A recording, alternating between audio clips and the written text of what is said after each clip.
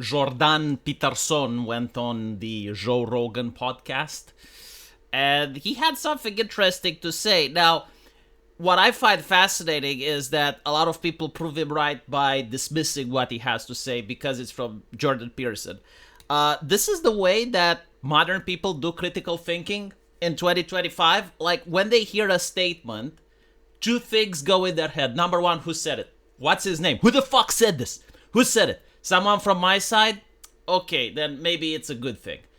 Someone from the other side, well, you're a fucking imbecile because you listened to that guy from the other side. Don't you know what he said like 3 months ago? How can you support that person? What the fuck? You know? Like, have you heard this on the internet, right? This is critical thinking. This is how we're going to train doctors and engineers. The other way of thinking is like, does this benefit my side? Yes. Well, then okay, you know, it's a great take, hot take. Does it make me think? Does it invalidate my worldview? How the fuck can you think like that? What the fuck is wrong with you? You know?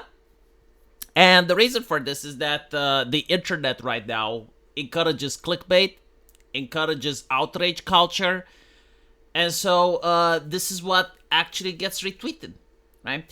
So what exactly does Jordan Peterson say? And I know, I shouldn't Jordan Peterson, but don't you know what he said? Like, I don't fucking care. Let's analyze what the man said. He basically said that he thinks the right wing is going to get actual psychopaths. He said that he doesn't like the term woke right. Doesn't agree what James Lindsay said. He said that James Lindsay noticed something there, but didn't diagnose it properly. He basically says that psychopaths exist in the real world. Like, these individuals are out there. And these individuals gravitate towards power. Because you can be a psychopath without getting any punishment. So, for instance, think about it when the left was in power, right? If you're a person that was with Antifa, chances are you could be unhinged. Like think about during the huge censorship on social media that started. If you were far left, I mean, you could dox, you could intimidate, you could threaten, you could harass, you could do all that shit, and there was like nothing bad happening to you. You would get away scot-free. So people on the left, during Jack Dorsey's Twitter, you know, proverbially, you could run people over with their car. Meanwhile, anyone on the right wing, they would get shot down for a broken taillight. Now think about during the pandemic. The people that were pro-vaccine, they could say whatever the fuck they wanted. They could demand that the military just chase down people that are breaking quarantine and vaccinate them by force. They could say literally the most unhinged thing. They could dox people. They could threaten people to call them to the authorities if they see them out sunbathing. Right? And so if right-wingers get into power, and then you have a consolidated group, it is inevitable that the psychopaths are going to join the ideology, not because they're right-wing, not because they believe it, but because it acts as an umbrella to shield them. They're taking advantage of the idea that, okay, if this is from my side, I need to show leniency. If it's from their side, I need to show contempt. And this is how the internet works, right?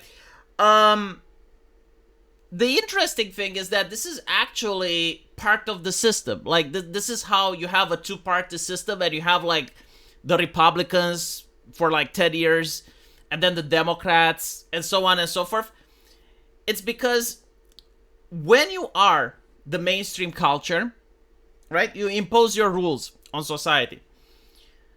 And the people that are against you, they are the ones that start looking reasonably.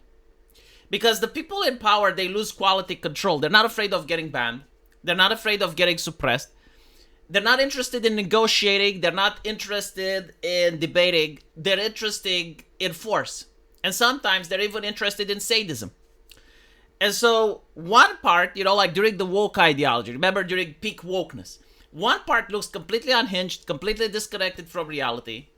And this also happened during the Bush era, by the way. You know, people trying to push for intelligent design and people trying to like there were actual Christians that bombed abortion clinics and stuff like that.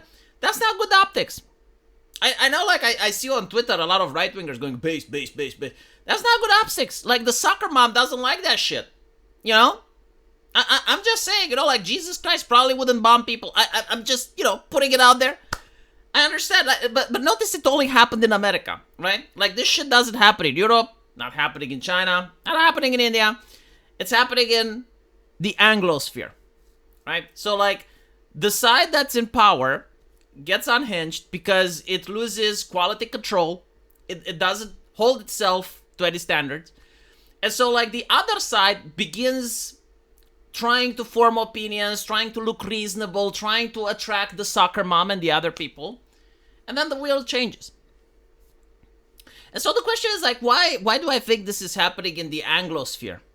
Why do I think that this is happening more in the United Kingdom, in Australia, in the United States, more so that it happens in Poland, Hungary, Romania? I think that the main reason is that it may be a little bit due to the denomination of Christianity, which is Protestantism, and the whole clinging to the universal morality thing, right? Like the idea that you have access to life's cheat codes. And if everyone follows the same cheat codes, then we get to the land of milk and honey. But only if every single person on planet Earth thinks the exact same as you do. And so there's no more context. There's no more negotiation. There's no more debating. You're right, they're wrong, flat out. And so this inadvertently leads to conflict. But the problem is that conflict is not sustainable. Like, no one can lead a moral crusade 24/7. Eventually, after a couple of years, people get bored of it. The ongoing side loses steam. And then the other part gains power. Again, I think this is maybe because of also a two-party system. It's not something that can be prevented. This is not me moralizing and saying it shouldn't happen. This is me saying, yes, it will happen. And after that, things will change. It will happen again. After that, things will change. It's like a cycle. And again, most of it is that there is no willing to debate, no context. The idea of you're a good person by attacking others, demeaning others, trying to show that you're virtuous because other people are lesser than you, right? So not doing actual acts of charity or compassion or empathy. In fact, these words are actually bad, you know, like compassion, empathy, like, no, this is moral failure. What is good is to attack other people so that by extension people think you're good because you're cleaning up the dredges of society. And this is part, I think, of mainstream culture, especially the internet nowadays, which facilitates this. Like, the internet currently facilitates outrage, clickbait, negative emotion. We don't have the internet where you have, like, wholesome cat videos, you know, spice of life, rage memes, comics. All you have now is soy jacks, like, focusing on culture war, incredibly ironic takes, demeaning people, right? And so I do think, like, Jordan Peterson is up to something, because I remember a story that I heard from one of my parents. They said that when they were in university, there was this economics professor that was incredibly left-leaning. I mean, this was happening during the communist era, and she was the one that would rat out students to the party members. She was the one that would get people in trouble. And she was like one of the most hardcore, quote-unquote, commissars that existed. And then the political time changed, and we had the communist revolution, the anti-communist revolution.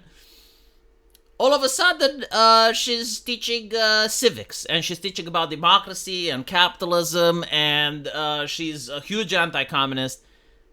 And like, this is what Jordan Peterson is talking about, right? Like, it's not that she has convictions. She's power tripping. She enjoys being on top of other people, and so whatever ideology allows her to power trip, she would do it. Like, if Islam came to Romania, she would become a Muslim. If communism came back, she'd become a communist. And there's plenty of examples of actual writers and thinkers in Romania that were extremely anti-communist.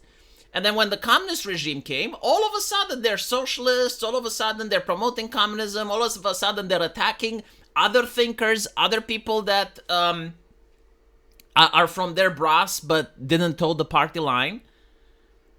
And yeah, it's just like the natural order of things. I think like the only negative issue is that now we have social media. And for the first time in human history, like being a psychopath is encouraged. Like up until now, the reason the woke ideologues were so aggressive and were managing to get away with so much shit is because like within their community, within their clique, being woke was encouraged. Like you would get brownie points, right?